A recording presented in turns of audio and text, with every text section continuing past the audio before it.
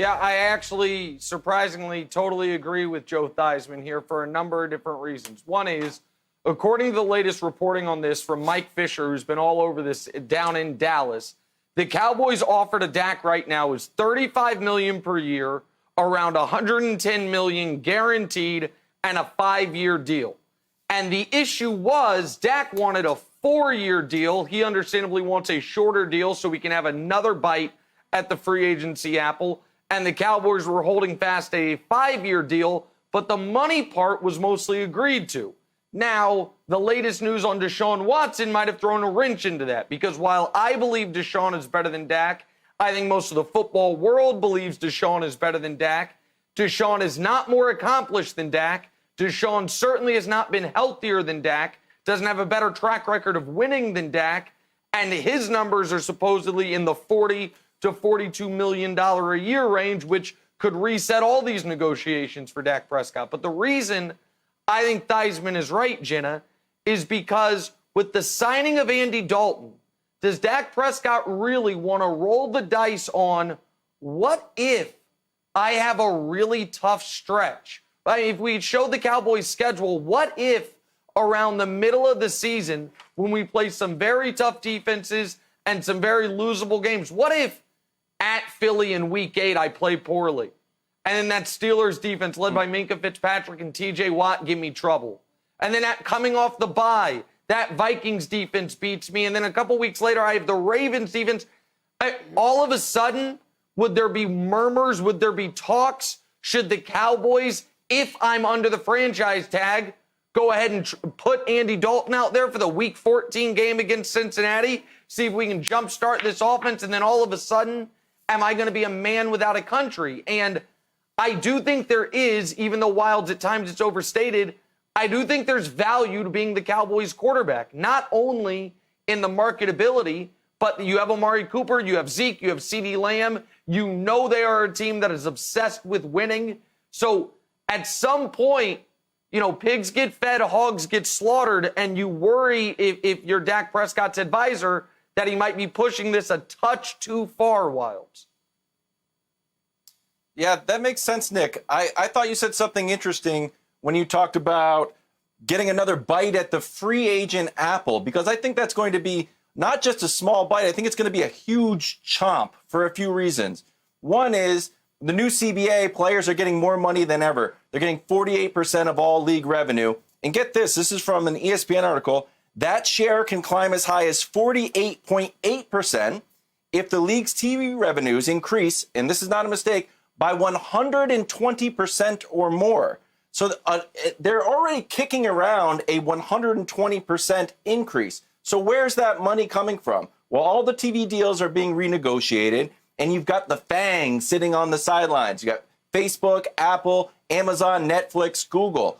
If they come in with all of their cash, who knows what's going to happen to the salary cap? Now, it's hard to predict. The world is upside down. Businesses are upside down. So I think we can learn something from the last round of NBA negotiations. So in 2014, ESPN and Turner renegotiated their deals. Here's where the top salaries were 2014. Kobe's at 23. Joe Johnson signed that big Nets deal. Melo's at 22. Fast forward 5 years.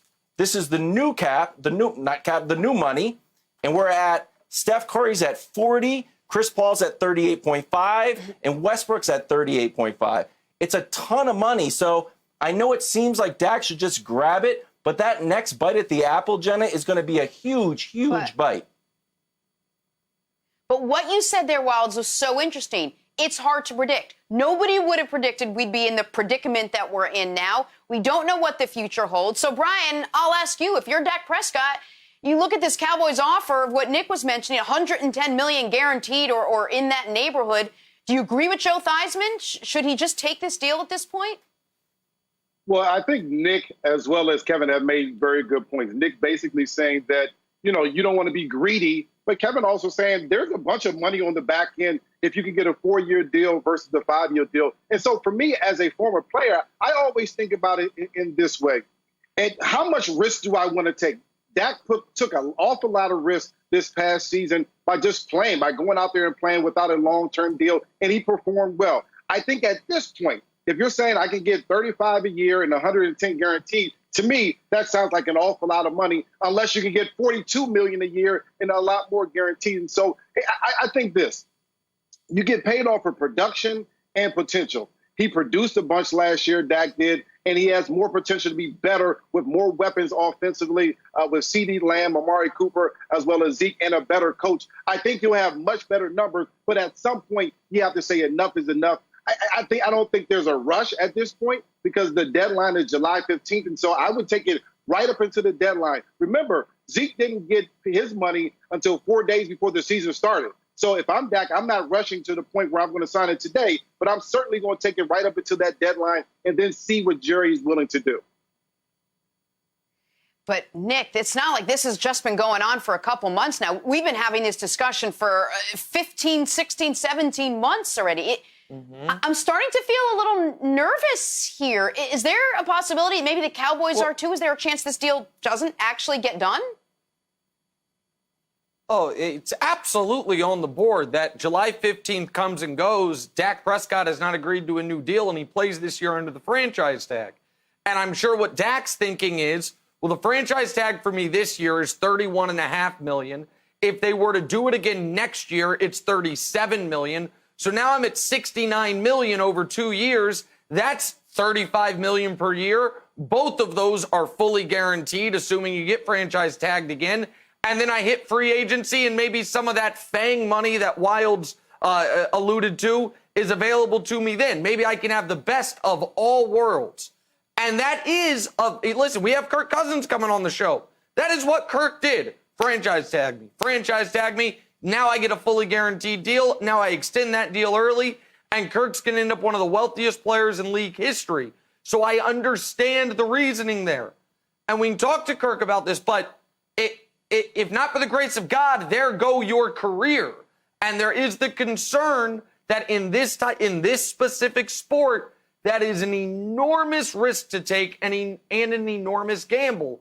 And unlike Kirk, who I think went from a somewhat dysfunctional franchise in Washington to a well-run franchise in Minnesota, you go from the Cowboys to, if you play this year under the franchise tag and they say, you know what, we see where this is going. What can we trade Dak for a couple first-round picks? Is Jacksonville done with the Gardner Minshew experiment and they're excited to pay him $40 million a year? You could make an argument $35 million in Dallas could be worth more and could be more fulfilling for Dak than $40 million elsewhere, Wilds. And so I understand where he's at, but I think it's a dangerous game he could be playing, Kevin. Nick, I'm going to throw it right back to you. What do you think Mahomes' next salary is going to look like? His full contract. I don't think you can give me a number that I'll be shocked at. Yeah, so let's assume it's 5 years. 5 years, 5 times 45. 5 years, $225 million, $170 million guaranteed, and I'd be happy. I'd take it. Wow. That's a deal. I mean, I think that if Deshaun Watson's talking about 40 to 42, what do you do? And by the way, everyone's bringing up Mahomes. I'll be very quick here. If Lamar has another excellent season, Lamar Jackson's next in line too. He's won the MVP. He's gotten his team to the 1 seed. If he stays healthy and plays, doesn't have to win the Super Bowl, plays one good playoff game, Lamar also, which is Wilds, to your point, we might have to have a new rule about quarterback salaries. They account for 15% of your cap, but you can pay them whatever. You mentioned that yesterday. I wonder if the league, Jenna, moves towards that at some point. Thanks for watching. Subscribe here to get the latest from the show. Also, be sure to check out more of the best clips from First Things First, or go watch a few segments from our other shows on FS1.